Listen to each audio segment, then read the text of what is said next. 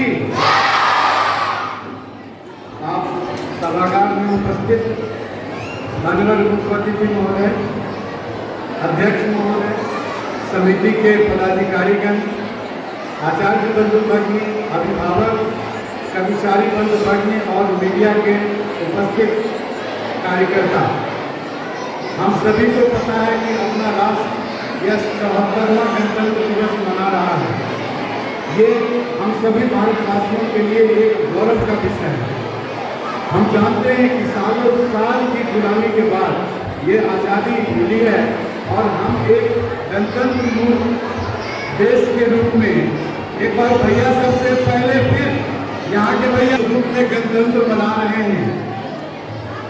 ये उन वीर सपूतों के बलिदान के कारण आज उन्हें याद करने का दिन है, आज उन्हें शुभकामनाएं देने के दिन है।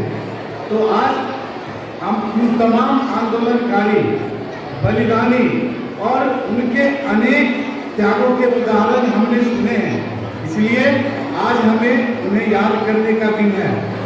आपको पता होना चाहिए कि अपना देश बहुत दिनों तक गुलाम रहा था और उस गुलामी मानसिकता हमारे जहन में आ चुकी थी, लेकिन हमने इसे गलत साबित किया है।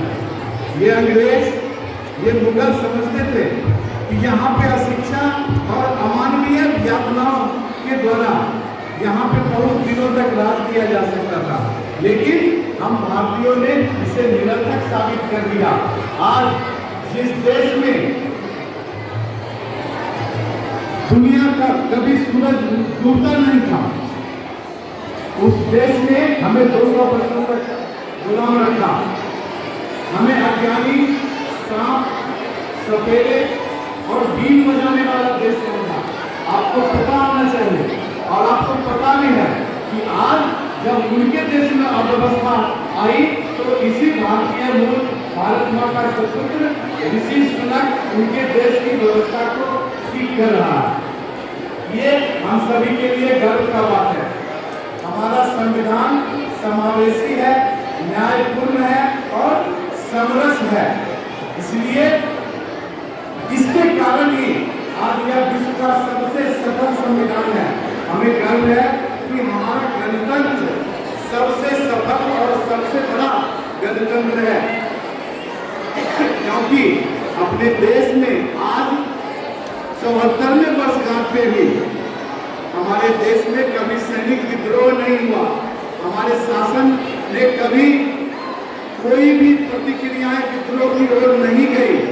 आज संविधान की पहुंच सभी वर्गों तक है, सभी लोग अपने अधिकार के बारे में सजग हैं, इसलिए आज के दिन इस संविधान निर्माता बाबा साहब भीमराव अम्बेडकर को भूलना हम लोगों के लिए एक अपराध सा होगा। इसलिए हम सदैव उनके आभारी रहने को उन्होंने एक इतना समग्र और समरस संविधान की रचना इस भारत में दी। आज दुनिया में अगर आप कहीं जाते हैं तो भारतीयों को कैसे जाना जाता है, आप लोग जानते हैं।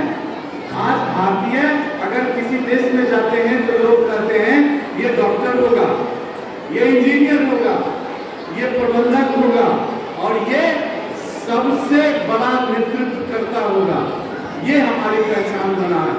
ये पहचान बनाने में अनेक भारतीयों ने अपने जीवन का बलिदान किया, अपने समय का बलिदान किया, अपने लक्ष्य का बलिदान किया, तब जाकर के ये पहचान बनी है भारत कि भारत भी दुनिया की सबसे बड़ी तीसरी अर्थव्यवस्था बन चुका है। इसका हमें भी गर्व है और आपको भी गर्व होना चाहिए।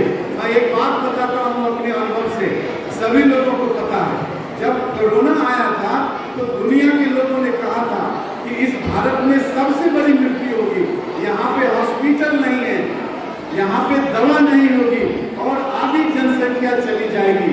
इसलिए उन्होंने पूंजी बचा करके रखा था। चाइना ने दवा का मैन्युफैक्चर किया, लोगों ने मास्क का मैन्युफैक्चर किया, लोगों ने पैरासीटामोल का मैन्युफैक्चर किया, लेकिन इस देश की शक्ति यहाँ के 130 करोड़ लोगों के घरों में अस्पताल हो गया। तुलसी का काढ़ा, फिटकिरी और पानी और एक दूसरे की मदद करने की संकल्पना ने कोरोना को हरा पूरे विश्व को दिखा दिया कि भारत किसी भी विपत्ति से लड़ने के लिए अपने जनता और अपने नागरिकों पे अवस्थित है। आज हम कोरोना पे विजय प्राप्त किए, इसका एक ही मूल मंत्र था कि हम अपनों के लिए ढाल हैं तो आने वाले दुश्मनों के लिए ढाल हैं, और यही मंत्र कोरोना पे विजय देने में हम सभी भारतीयों को सहयोग किया है, हमने दुनिया को बता दिया है। आज आपको एक और नई बात पता होना चाहिए, आज 26 जनवरी है और आज से राष्ट्रीय शिक्षा नीति अपने देश में लागू हो जाएगी, और ये राष्ट्रीय शिक्षा नीति दुनिया के 121 देशों ने कहा है कि काश हमारे देश में भी ऐसी शिक्षा नीति होती कि कक्षा 6 से लेकर के 12 तक के बच्चे को अब कोई प्रायोगिक डिप्लोमा लेने की जरूरत नहीं होगी। स्कूलिंग सर्टिफिकेट में भी उन्हें वोकेशनल सर्टिफिकेट दिया जाएगा और वो आत्मनिर्भर और स्वावलंबी हो जाएगी। ऐसी राष्ट्रीय शिक्षा नीति अब अपने देश में आज के तारीख से लागू हो गई है। मैं विश्व के तमाम लोगों को भी धन्यवाद देना चाहता हूँ कि राष्ट्रीय शिक्षा नीति को उन्होंने एक सपोर्ट किया और उन्हें अपने देश में भी लागू करने की इच्छा व्यक्त कर दी। अब मैं विश्वास हूँ और आश्वासित भी हूँ कि अपना देश आने वाले दिनों में इस विश्व का नेतृत्व करेगा, और नेतृत्व करता जो अभी नहीं है अपने देश में अन्य अटल जी, उनकी 4 पंक्तियों से भाषण को अपना विराम दूंगा और सभी से साथ चलने की अपील करूंगा।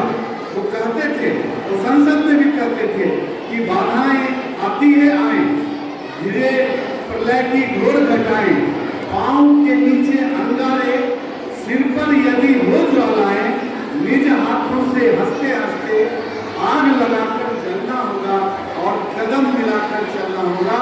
और जब हम कदम मिला के चलेंगे तो न्यायपूर्ण समरस समाज की स्थापना होगी, और आज यही गणतंत्र का सबसे बड़ा लक्ष्य है। मैं पुनः आप सभी लोगों को इस गणतंत्र दिवस की हार्दिक शुभकामनाएं देती हूँ। मेरे साथ दोहराएंगे, भारत